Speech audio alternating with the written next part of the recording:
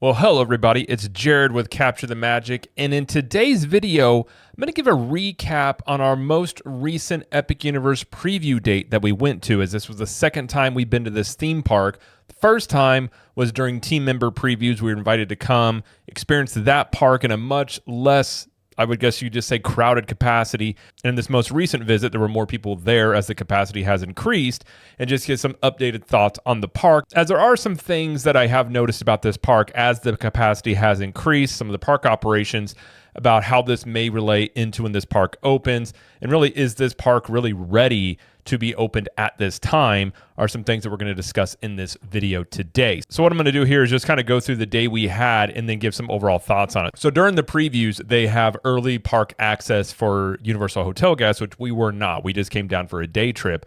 So getting into the park, we were already in a line. So when we got there, Super Nintendo World was already busy, and Stardust Racers was not running all day long. And that is another thing about this, is Stardust Racers, Curse of the Werewolf, were down all day, which, again, it's during previews, is to be expected. Rides and things are going to be down from time to time. So when we got there, we decided, we had our kids with us, so let's go do Isle of Berk first, just because Super Nintendo World was already going to be slammed with hotel guests, because that was the land in which the early park access people could get to, and that land always has high wait time. So the plan there, and is something I still think will be true when this park opens, is it may be a good idea to hit Super Nintendo World later, as the first rush of people into the park, both early morning access and just typical day guests that aren't staying on Universal property, are going to probably head to Super Nintendo World, as I think it's going to be the busiest land in this park. So we lined up to get an Isle of Berk, and we weren't super close to the front. We were in a good line of people waiting for essentially rope drop.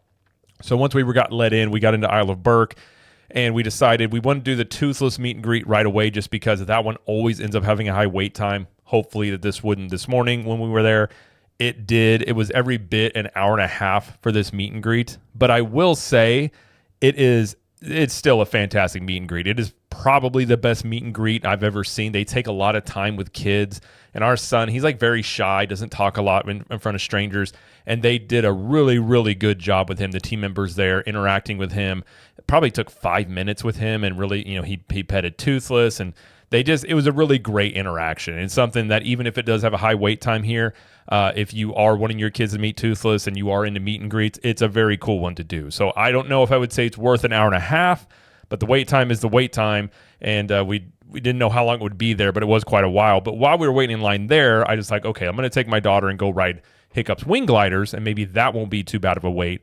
That one also was a long wait. So that one is about an hour and 45 minutes. It was only running one side, and it went down twice during the queue, and it was at times and moved quick and then kind of stall. So it just overall was a pretty long wait for that one. And considering the last time we were in the park, I think we waited like 30 minutes for it. And most of the time we were there for team member previews, it was almost a walk-on for everything. So there's a lot more wait times when we were there for this visit. So after we did those things, it was already hot in the park. It was already very, very busy. So we decided, let's go do the Untrainable Dragon show, because we hadn't got to do that during our team member preview. And I'm not a show person. I enjoy some shows, but for the most part, I'm just not a show person. But this show is fantastic. It really is a top-notch, production level. The team members in it, and Toothless was flying in this one, so I know at some of the recent shows he wasn't working, but it was really, really good. And our son and our kids absolutely loved it. He's now kind of obsessed with it, been watching it on YouTube a lot. So it is a good show for kids and very entertaining, and you are in the AC. And it wasn't full during ours, but I'm sure this will be full once the park opens. But again, fantastic show. Can't recommend it enough. If you're curious about that one, and if you're into How to Train Your Dragon, I think you will absolutely love that show. So coming out of there, we were kind of figuring out what to do. By this point, our day started at park opened at 10. And by this point, it was already afternoon, somewhere around there, close to 1 o'clock. And we'd been in this lane the whole time. We were actually going to leave, and then Fire Drill was down part of the morning, came back open. We went ahead and got in line for Fire Drill. It said a 5-minute wait, ended up being about a 20-minute wait, but it wasn't horrible. And I probably, to be honest, I wouldn't wait longer than 20 or 30 minutes for this ride. It's okay. It's fine. There's many rides like this. There's nothing that's quite, amazing about it. The score tracking isn't running currently right now during previews, but you will get wet on many different levels, sometimes from other boats, sometimes from the things that you're shooting at. But for kids and families, like it's fun, it's cool. And it was really hot that day. So even though we got soaked, we were basically dry within like 30 minutes. So even getting wet on there is not too big of a deal on there. But again, that is a very typical ride. I'm pretty sure they have one of those at like Silver Dollar City that I've seen before. So it's a family type of ride. Anybody can ride it, and you're just gonna get wet. So nothing that's groundbreaking about it, but it is what it is. Kind of a water ride there. We also took the kids to check out the Viking training camp, and while we were in there, some of the elements weren't working. But overall, as a kids' play area, I mean, this is a cool little spot. And one thing I like as a parent is there is only one way in and one way out. You don't have to worry about losing your kids and running off in a different part of the park. Now, you may have to try and find them when they're up in the tree houses and stuff, but at least they haven't gotten out of the play area. They had stuff for older kids and younger kids. And one thing I really liked about this, even though our kids aren't, real little now, but they have a real little area where the, babies and toddlers can play. Near those, it's in the shade. And then they also have family restrooms right over there, which is really nice to have if your kids are playing in that area. So they've got areas kind of for all kids there. Some of the stuff was blocked off, wasn't quite ready, but overall as a play area in this land, given that this is one of the most kid-friendly lands, probably the most kid-friendly land in general, I think this one will be very popular. And a lot of it is shaded, although it was hot that day. It was still warm, but a lot of these elements are shaded in here, so it's not too bad on that front. So overall, as a kids' play area, one of the better ones you'll see in a theme park. And our kids had a great time. But again, it was hot. So they played a little bit, kind of ready to go. And so we spent a lot of time in this land. I mean, obviously, we had our kids with us, and this was much more geared to what they wanted to do. Because we're still going to be their opening day for Epic Universe, but we had the second day. And we decided to exchange those tickets for preview tickets, which Universal allowed us to do. And actually, we got a refund off of it because it was cheaper to go to the previews. And given that this was their first time in the park, we probably won't be back with the kids at this park for a little bit until, again, once this park is kind of broken in a bit more, we decided to kind of let them sort of decide how we were going to do the day here. And so at this point, they were dying to go to Super Nintendo World, but we decided to eat real quick before we did that. And so we went over and had lunch at Meteor Astro Pub. And it was a really seamless process. We're used to how Universal does quick service at most. Not all of the places at Universal do this. I'm pretty sure all the ones in Epic Universe will, but sometimes in Islands and Studios, they don't all do this. But you go sit down, you place your order on the app, and then you tell them what number your table is, and they bring you your food. And that's how this process worked here. Worked very seamlessly. You can apply your annual pass holder discount in the app, so all that works just fine. And the food came out within 5 minutes. It didn't take very long on the food at all. The service was really good. We didn't have silverware. They brought us more silverware and ketchup and things like that. So they're very attentive. It's very clean. It was nice. Again, it was indoors, but it was crowded, but it didn't seem like it was chaotic or hectic. It wasn't too hard to find a seat. It was busy in there, but there were still some tables open. Food-wise, I got it's like a sloppy Joe with burnt ends, and I think it had like brisket and things in there. It was okay. I probably should have got the burger, but I decided to get something a little bit different. The portion sizes that I've seen so far on the quick service foods are a little small. Our daughter got some chicken fingers, and they only gave her 2, like maybe 2.5, and not many fries. So portion sizes a little left to be desired. Price-wise, pretty typical for what you'll find at quick service and theme parks. So it was $16 for our meal. Our kids' meal was, I think it was like $9 a piece, something like that. So prices are about what you're going to find, pretty consistent with like Universal and Disney, so nothing crazy on that end. But portion size is a little left to be desired. The food I had was okay, but I want to try some other things here before I really, recommend or not recommend the restaurant. But as quick service goes, it's about what I was expecting there. And it wasn't insanely disappointing. I wasn't blown away. I was just kind of in the middle about it overall. So after that is when we went into Super Nintendo World. And much like me, my children absolutely loved this place. They were, the minute we got into the warp pipe to go up the escalator into Peach's Castle, they were just in awe of the entire thing. And we had previously bought power-up bands to do the activities with. And as soon as we got in there, they just wanted to run around and do all the extra activities, hit the boxes, make the noises, play the key games and things like that. So we probably spent a good hour when we first got into the land playing these little side games, and they had a blast doing it. I was helping them do it. And then at that point, we went ahead and rode Yoshi's Adventure because it was a 15-minute wait, and both our kids liked it. Our daughter, who's 8, absolutely loved it. She wanted to do it again, so we rode it twice. I think only did it twice. She wanted to do it a third time. We decided to go do some other stuff. So they really enjoyed that. Donkey Kong Country, Minecart Madness was up and down all day and had a really long wait. And after waiting an hour and a half for hiccups, our kids weren't really wanting to wait a long time in line. So we were kind of waiting to see if maybe there'd be a lull with Minecart Madness. But there was rain in the area, so it did go down for a rain delay at one point. And then later on in the evening, it actually never opened back up. It actually rained, and there was a line forming outside the queue, and we thought maybe the queue had been emptied out. So we're just waiting in there to see if maybe it was going to reopen after it rained. And a team member came up and asked us like if we had other plans for the day, and we said, yeah, we're still going to do some other stuff. And she kind of was like, well, you might go do that. And we were like, okay. And she said the queue was completely full because people didn't get out of line when the rain delay came in. And she's like, there's no guarantee it's going to reopen. And the end of that queue is already a 2-hour wait. So by the time where we were at, which was almost to the entrance of Donkey Kong Country, I mean, probably would have been almost a 3-hour wait. So we're just like, thank you for telling us. We're going to do some other stuff here.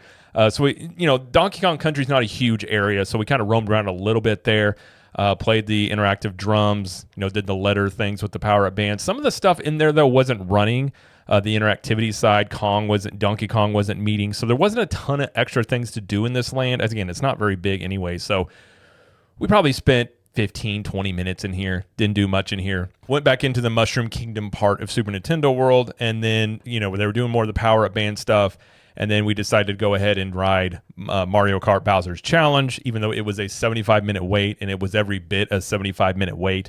But our kids absolutely loved it. I enjoy that ride. I know a lot of people kind of hate on that ride, but I play Mario Kart with my kids, and I played it a lot, and I grew up with Nintendo, so for me, I do enjoy that ride for what it is. And once you kind of get the hang of how to do stuff in there, for me, being competitive and trying to get a higher score, it's got a lot of rewritability. And the queue, if you're a fan of Nintendo, you'll love it. You got Bowser's Library through there. You got all sorts of Easter eggs through there and things like that. So I enjoy this ride. It's not the most amazing ride I've ever ridden. I normally wouldn't wait longer than probably... I mean, in terms of a wait time, what this ride is worth, probably maybe 45 minutes to an hour. Although this ride is going to have high wait times just because, Super Nintendo World is going to be slammed with people once this park opens. So it's going to be a higher wait time attraction. So I think a lot of people may come away being underwhelmed by it, given what the wait times will be.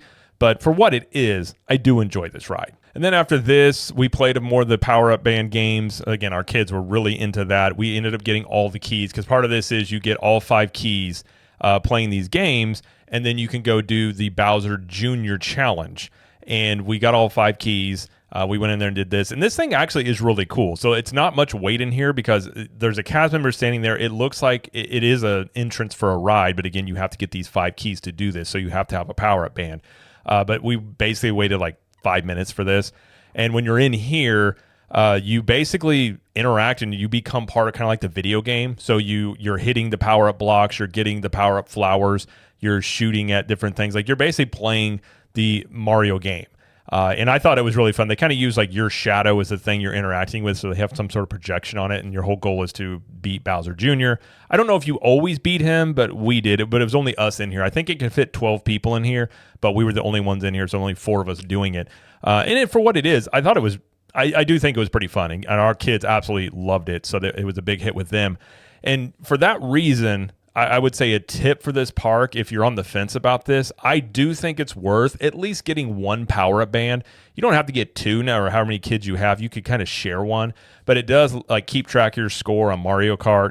I do also believe it tracks on Yoshi's Adventure when you get the eggs and things like that. You've got it's almost like a scavenger hunt in the app. You can get stamps by exploring different areas of Super Nintendo World, and then it'll tell you like how many keys you have, and then it just unlocks the interactivity of the extra elements of this land you can do. So I do think it's worth at least getting 1 for this, especially if you have kids, because our kids could have spent even more time doing this, hours and hours of doing this, and that's all they really said when they talk about going back. They do want to ride other attractions, but they just want to play those games. I think it was really fun. And even as an adult, I think it was entertaining to do these things. So I do think it's worth at least getting 1 of those. If you've got like 4 kids, you may not want to spend that much money on all of them, but you can share one and just unlock a lot of this stuff in this land. So by this point in the day, it was already getting, I think it was after 5 o'clock. Storms were kind of coming and going. Like it never rained really hard, but it was kind of intermittent showers here and there. So we decided at this point, let's go into Dark Universe and kind of get to experience this land at night or close to night a little bit, because last time we didn't get to. And I love Dark Universe. The theming when you walk in, the tone it sets, the fog effects, the manor when you come up on it, Frankenstein's manor, is really, really well done. It's a great impression when you walk into this land. And my mother-in-law was with us, and she hadn't got to ride Monsters Unchained yet, so we decided we're going to do this and do the child swap, because our kids, my wife and I wanted to ride it, and our kids weren't going, or my daughter planned to ride it, our son was not going to ride it. But to do the child swap, you have to go through the queue, and then the child swap area is right before you get into the last section to get onto the ride. And so our kids went through the queue. Our son was not having it. He was we kept telling him, you're not going to ride this, you're fine. And so he was okay. Our daughter was going to ride it, and she got halfway through the queue, and she's like, I don't think I'm going to ride this. And we're like, okay. So we did child swap with them. So I got to ride this ride twice. I went with my mother-in-law, and then the second time with my wife. And I've now ridden this 3 times, and it's a fantastic ride. I love it. It's one of the best. It's definitely like a top 5 attraction. I don't know exactly where I would put it, but a top 5 attraction I have ridden. I think it's that good. I did notice one spot. After you first encounter Dracula the first time in the ride, you go near a wall and you can clearly see a curtain, and you can see concrete on the ground, and I can even see like folding chairs. So I do think overall, like that area, like clear that up a little bit. But I think overall with this attraction, if they lowered the lights a little bit more, I think it would make it a little bit more immersive, because even when you're in these main areas, like it's a huge attraction. It's got so many animatronics in there, but you can see kind of the other ride vehicles. You can kind of see a lot of the elements in there that could potentially take you out of it a little bit. So I think if they just lowered the lights a little bit more, you'd feel a little bit more immersed and you wouldn't see those aspects of it. But that is something they can fix relatively easily if they just lower those lights down. But overall, again, love this ride. All the hype is real with it, and it is one of the best attractions in this entire park, and definitely the headlining attraction in Dark Universe. And like I said before, Curse of the Werewolf was down all day. And so after we rode that, it was already dark, kind of getting darkish at that point. So I got some cool pictures, see the manor with the lights going on and a nighttime setting was really cool. And kind of with the storm clouds behind it gave a real ominous feeling to it. So at nighttime, this land is how it's supposed to be experienced. So if you're able to do this at night, I would highly recommend it. But it's not a huge land. It is the smallest land in the entire park, and you can kind of feel that the more you walk around in it. But I do think the creatives fought for this, because I do think it was a risk doing this, because again, Universal Monsters is it's not like they have brand new movies coming out. These are 100-year-old characters.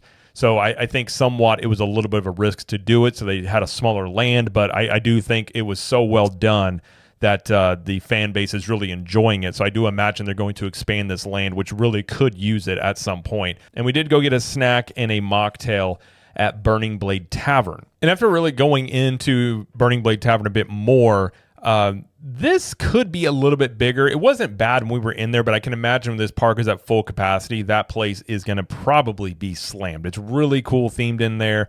Really reminds me of Hogshead that you've got over in Hogsmeade, and the way that bar is kind of set up at just a bigger version. But it could be a tad bit bigger. I think that'll probably be pretty tight in there when you have a lot of people in this park. But the atmosphere, you've got the characters that are part of this area, which we didn't really get to. They weren't out when we were in there, but I have seen footage of them before. And the theming of the whole place is very, very well done. We got a garlic steak, which is basically a garlic bread with dipping sauce that's in the shape of a steak. Was very, very good. Was one of the better snacks I've had in a theme park. I think they really nailed it out of the park with that one. And a lot of the snacks in Epic Universe, I think they have done a very good job with not only being good, but also that sort of Instagrammable, take pictures of themed snacks. I think they've done a very good job of that in this park. So I would recommend the garlic steak here, because I do think it was very good. And then my wife got it's called the Monocaine cocktail. And so they've kind of changed this where now you kind of get it in a beaker looking glass, like a science beaker with a cork on it and a straw through that. And it is green. It definitely has a Dark Universe, like monsters, like flair to it. So the ingredients in here, so it was kind of a blue syrup turned green, and I think it had like Sprite in it. But for a mocktail, it was very good. I enjoyed it. It's kind of refreshing there. So if you're looking for something non-alcoholic, that is a good drink, and you get the souvenir beaker with it. It's no extra charge for that, so you can always use that as, put in your house. We'll probably put it back here or something like that, or you can use it to drink from later on, but you do get to keep that, so that is kind of a cool aspect of it. But overall, I thought Burning Blade Tavern is a very solid place to stop in, get a drink, get a snack. They have a to-go window also, so you can get stuff, you can sit outside. They have a little patio area. You can sit outside or you can walk around with it. So it's a nice little area, get out of the sun, very well themed. And again, the windmill that catches on fire throughout the day is a very cool element, and at night looks fantastic. So even though you can see it during the day, it has more of an effect at night for sure. But again, we'd already done the meet and greet, and our kids were not wanting to really stick around here, and it was getting later. So we decided to go out of here, not spend much more time in here, because again, we were with our kids and kind of more about what they wanted to do. And so at this point, we were going to get some dinner, went into Pizza Moon, which is insanely themed. That place is so cool inside of it in terms of it's just a pizza restaurant or an Italian restaurant, but the theming and the way in which things move in there is very unique and well done. Our daughter loves pizza, but her favorite pizza is Costco pizza. So we got in here, she's looking at the pizzas, and they weren't really up her alley. So being there, you're in a theme park, and I was like, okay, then if you don't want this, she convinced me and got her some ice cream. So we went to Frosty Moon and got some ice cream over there. It's more soft serve yogurt than it is like scooped ice cream. It's not scooped ice cream in that way. It's soft serve. It was $8 something for a cup, and I think a cone was like $1 more, but we went with a cup, and with each order or each thing you get 2 toppings with it. So she got Oreos and sprinkles, and it was solid. I mean, it was fine in terms of ice cream pricing. It's probably cheaper than Cold Stone Creamery. The last time I went there was basically almost $8-9 for a small size there, and this was a bigger size than you get there. So in terms of usually things in theme parks are much more expensive, this one actually wasn't too bad for ice cream, given how ice cream prices typically run right now. And so, when it's hot outside, our daughter enjoyed it. I finished it off. It was fine. It wasn't the best thing I've ever had, but it worked. It served its purpose. And at this point, it was dark. It was almost closing time. It was like 8 o'clock, and we decided, let's go do Constellation Carousel because it looks so pretty at night. And everybody else had that idea as well, because the wait time for Constellation Carousel was about an hour, and we waited every bit of an hour to do it. But I will say, at night, that ride in that area is absolutely gorgeous. It's a very unique experience. I don't think it's worth waiting an hour for, but again, I think a lot of people are going to want to do this at night just because it is a completely different experience on Constellation Carousel and in Celestial Park as a whole. So we rode that, and our kids enjoyed it quite a bit. It kind of is more, I would liken it to more like dancing, sort of like you think of a normal carousel. It's a little bit more graceful than that, I guess you could say, kind of unique how it's laid out. But at that point, we got done there, and the park was closed. It was 9 o'clock, so I spent a little extra time walking around Celestial Park, getting some pictures, sitting around the fountain, just kind of taking it all in, because I have been wanting to experience Celestial Park at night, because I love theme parks at night. Everything I've seen of Celestial Park at night, I just wanted to kind of take it in, and it is absolutely gorgeous at night. The pictures in the video don't do it justice on just how kind of peaceful it is, like just sitting around and just being able to see the fountain. And again, I love, and I've talked about before, of Disney getting rid of the rivers of America and wanting more water features in theme parks. There's just something sort of soothing about a fountain running, and you've got the music playing in the park. It's very nice. And if you're staying in Helios right there, I mean, that's a great little option just to sit there, chill out by the fountain, go into your hotel room, see it from your room as well if you've got a park facing view. So Celestial Park at night lives up to the hype. I wish this park was open later. We were there. I would have just hung out there more, just sort of relaxed more and things like that. But that was overall our day, sort of in a nutshell, to give you an idea of the things we were able to do. And we did try to get onto Battle at the Ministry. All of the drops they did. Wasn't able to get a virtual queue for that one.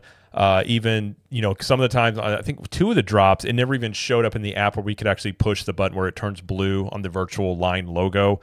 So that was a little frustrating. Haven't even got to experience the queue on that one yet. So was disappointed we didn't get to ride that. But that day, I don't think many people got to ride it, because I did run into some listeners and viewers of the channel. So those out there that said, hey, he's like, thank you for saying hello. It was very nice meeting you. And other people we talked to, like nobody that I talked to was able to get a virtual queue. So I imagine it was a very low capacity day, as we do know that ride is currently down for a week, as they're presumably fixing or looking to fix some of the issues with this ride, which I do think that this ride potentially is an Achilles heel for this park in the early going, because it's such a headlining attraction. It has so much hype, and people have talked about it a ton, and it's part of the Wizarding Worlds, which have been very successful for Universal. So that is part of when this park opens. How does this virtual, line system work? Are they going to use it? Because there are rumors out there that Universal is trying to get this ride to the point where they don't want to use a virtual line system, because that app, I'm not going to lie, with the virtual line is not a great experience. It's not ready for prime time. And again, I think it was like 8,000-ish guests the day we were there. And you got to imagine you're at least going to have 20,000 people plus when this park opens, and it can't even really handle that amount of people at 8,000. So it currently, as it stands with this app, unless there's progress made on it, it is not going to be a good experience for a lot of people. So maybe they can make some progress on this ride. But as it stands now, if you're going in the opening time period, I would just have tentative expectations on if you're going to be able to ride this, and maybe get it at least halfway running where they have more than 5 ride vehicles running at a time, as I do believe the capacity of this is somewhere around 16 to 17 ride vehicles at a time, maybe more, and they've only been able to get it to run at 4 to 5 vehicles at a time, and that's one of the main issues with that. So we do know it has like a 7-hour queue built into it, so it can hold a lot of people, and I think if they do go to a standby mode, you will see this ride have some wild wait times.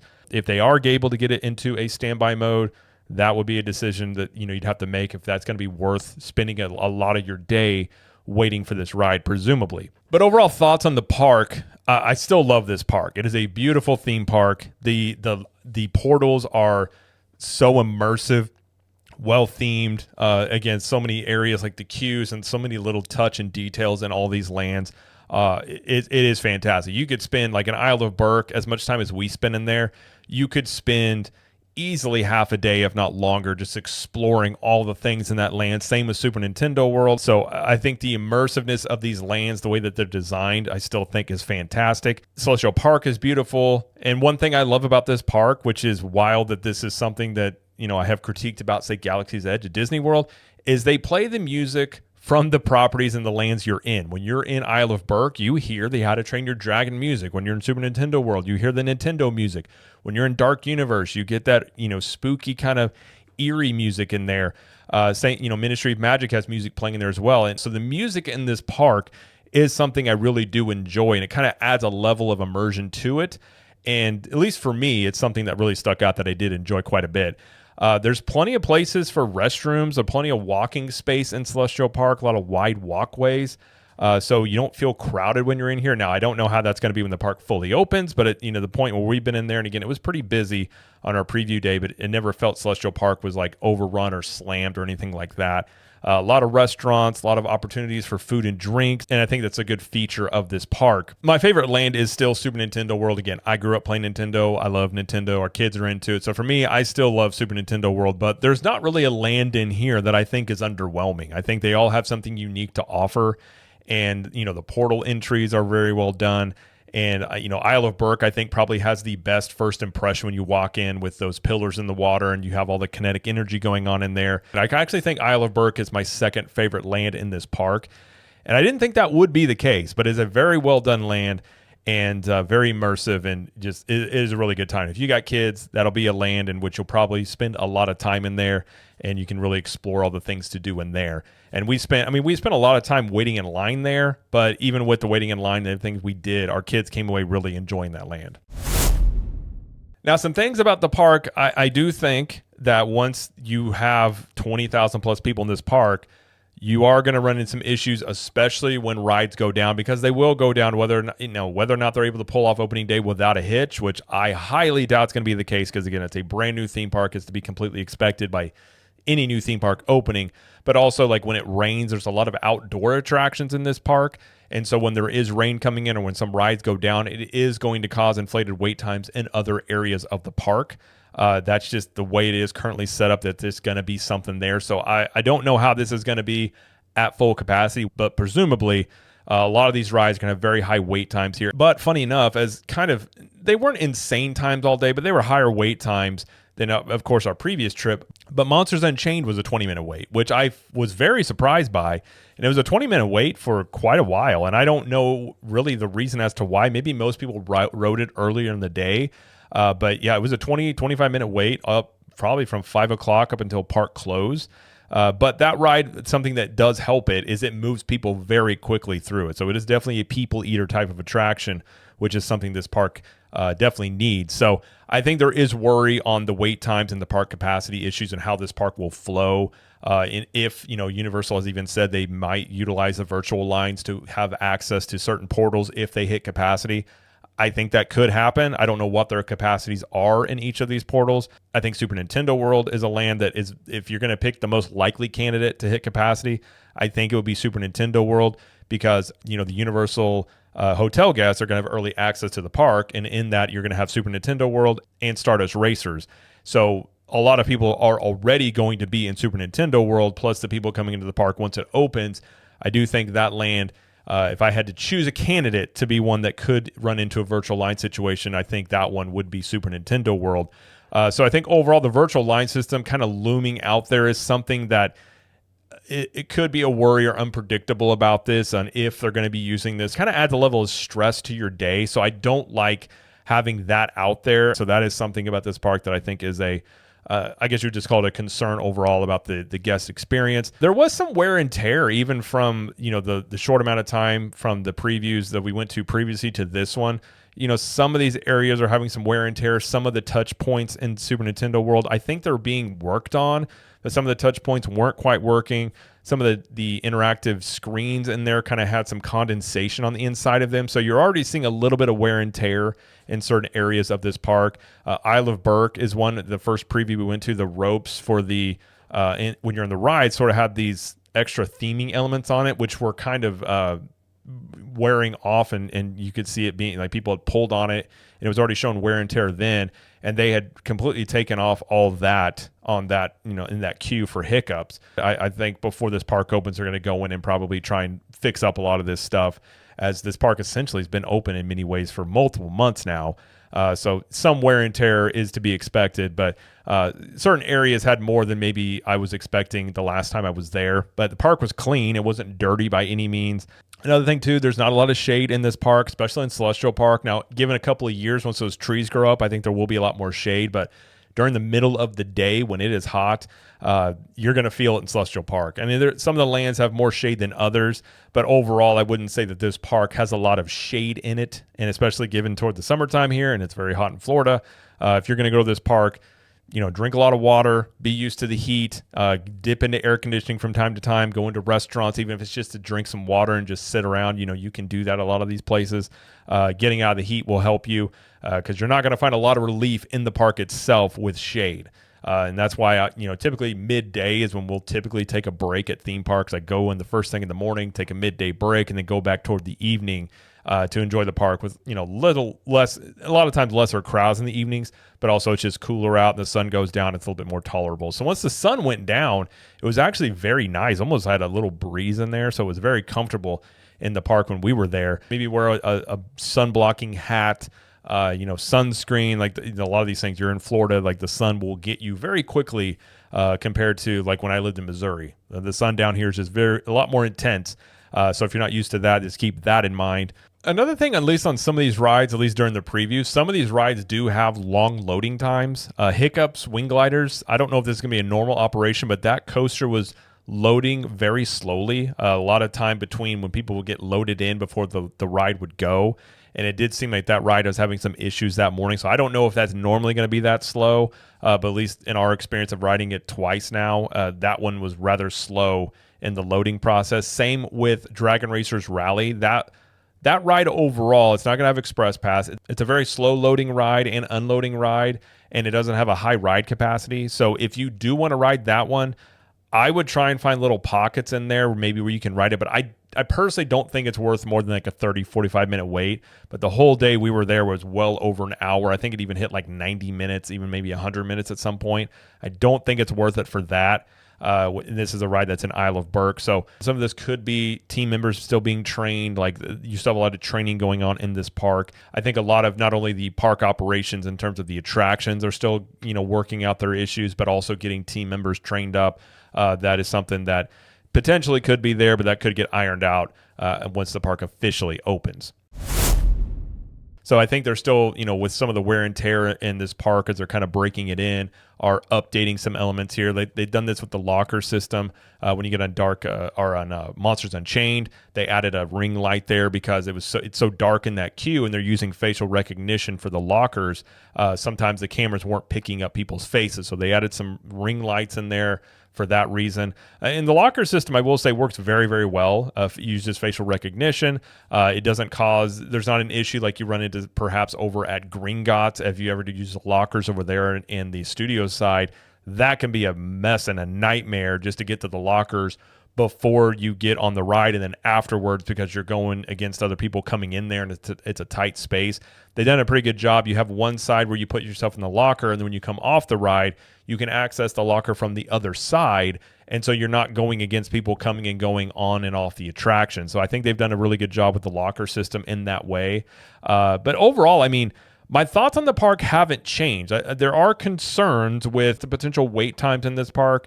Again, we're going to be there opening day. I have every anticipation that there's going to be very high wait times here, and given it'll be our third time there won't be as much stress to try and ride everything. Hopefully we can do Battle of the Ministry, but I do think that is a concern. And if you're looking to go to this park and you're kind of asking, should we wait to go or should we go in the opening time frame? Personally, if either one works for you, I would probably wait until this park has kind of proven to run smoother, because again, it is going to be expected that a new theme park is going to have issues, even though it's been going through multiple months of previews and see if they can iron out these issues with all these attractions, and Battle of the Ministry being a main one. Let's see what progress they can make. We had this thing shut down for a week here, but I would probably wait for this park to kind of prove itself, break in a little bit, to try and get the most out of it, and just see what you can really expect from wait times and park flow and things like that. And once we go back and go more often, we're going to have more tips on how to navigate this park, the best ride strategies. But it's really kind of hard to do that overall as a concrete strategy, given that we're still not at the capacity this park is going to be. So you can kind of get an idea of park flow with even the crowds that were in there when we were there. But again, you're going to have more than double the amount of people once this park opens that were in there during these current previews. So, a lot of this is tentative tips. So I think one tentative thing would be, if you're not part of the, early park access for Super Nintendo World, I would probably maybe wait till later in the day to do Super Nintendo World, because many times people do that and then they leave, and then Super Nintendo World isn't as busy as you get later in the day. I think that would be a strategy there for that one. Celestial Park could have more activities to do. There really wasn't much entertainment when we were there that I saw. So I think, given how Universal had initially said there's going to be some storytellers and more things in this area, hopefully when the park opens and over time they add more things in this area for people to do and check out, that might help alleviate some wait times in some of these lands and some of these rides that they have here. And it's a very great foundation for this park that I do think is Universal Studios. It's supposed to be their Magic Kingdom, that they're really going to be the headlining park for them. And from what I'm hearing as well, they're going to be adding things very soon and very quickly to Epic Universe. So I think that's also very exciting. But overall, my thoughts on it haven't changed, but there are concerns, especially with the crowds and how these wait times look. And when it rains, it's not an if it rains, it's a when it rains in Central Florida. And how does this park, how the wait times look when these attractions go down, and do they, reopen after the rain moves through? Because again, Minecart Madness went down for a lightning, which I don't know if it was lightning or just rain, but it went down and never opened back up. The team members that we've interacted with have been nothing but fantastic, very helpful. Even, the restaurants, the ones that are just in the park, the ones that are on the rides themselves. So on that end of things, we've had very good experiences. So while on the second trip, we didn't get as many things done because the park was busier. But, if you're wondering about if this park is good for kids, our kids are 8 and 5 years old. They had a fantastic time. Obviously spending most of the time in Isle of Berk and in Super Nintendo World. But in terms of younger kids, those two lands, especially Super Nintendo World and Isle of Berk, that's where kids are going to have a great time there. The carousel is cool as well. That is something that especially younger kids will really enjoy that. But even our daughter at 8 years old really like that one at night. So I think this park has a lot to offer. My overall opinion on it hasn't changed much. But it's just what everybody has assumed about this is how is this park going to operate with higher crowds in here? What the wait time is going to look like, in things along that end of things, which we will find out very soon. How this park operates when it is fully open and presumably 20,000 plus guests in this park, and then what do these wait times look like? So I just want to give my overall thoughts on our second preview, as it was quite a bit different in terms of the crowd level versus when we went for team member previews. See how this park performs when it's fully open, see if we have virtual line issues, like all these things that can be, and rightfully so, can be concerns, maybe concerns about this park, see how those run when it is fully open. And then once we go on opening day, we will talk about it again on what it's kind of like at a full capacity. Overall, still love the park. Still highly recommend it. I had a great time. Can't wait to go back. And we will find out very shortly how this park will perform at assuming a full capacity, whatever that number is for Universal. But that was our experience. Just want to make an updated video on that. So that is going to be it though for this video. If you like this video, please like it and subscribe to the channel, as we do lots of coverage here of Universal Studios, Epic Universe, Disney World, and pop culture. And let us know in the comments if you have any questions, or if you're planning on going to Epic Universe when it opens, or are you going to wait a while to see if they iron out some of these issues. And until next time, we will see you in the parks.